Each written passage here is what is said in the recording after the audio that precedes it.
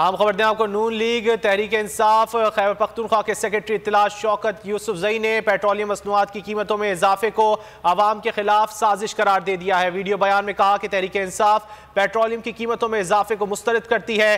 نالائق حکومت مہنگائی کے بجائے عوام کو ختم کرنا چاہتی ہے۔ امپورٹڈ حکمرانوں نے غریبوں سے جینے کا حق چھیننے کی ٹھان لی ہے۔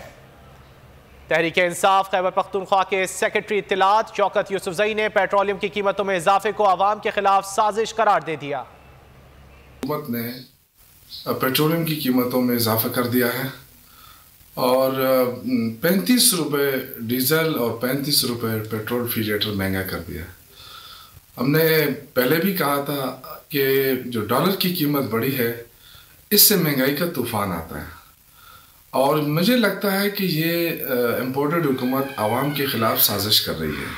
یہ ایک ایجنڈے کے تحت آئی ہے جس سے ملک کی جو معیشت ہے، جو ملک کی عوام ہے، ان کو تباہی کے دانے پر لانے کا ان کا ایجنڈا مجھے نظر آ رہا ہے۔ ان قیمتوں میں اضافے کو ہم ٹوٹلی مسترد کرتے ہیں۔ تحریک انصاف یہ سمجھتی ہے کہ یہ نالائق حکومت جتنی دیر رہے گی اس ملک پہ عذاب مسلط رہے گا، یہ ملک مشکل میں رہے گا۔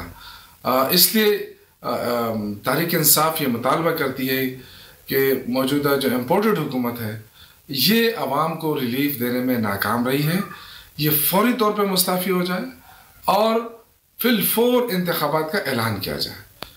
یہ ملک مزید آگے نہیں چل سکتا اس طرح۔ ملک کی مشکلات بڑھ رہی ہیں۔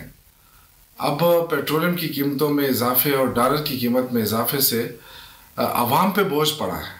عوام یہ بوجھ برداشت نہیں کر رہے ہیں اور نہ ہی کر سکتے ہیں۔ پہلی آٹے کی بوری 1000 سے 3000 پر پہنچ گئی ہے۔ خدا کے لیے عوام پہ رحم کریں۔ اسحاق ڈار نے بڑے دعوے کیے تھے کہ میں لندن سے آؤں اور پاکستان آؤں تو ڈالر جو ہے وہ 200 سے نیچے لے کر آؤں گا۔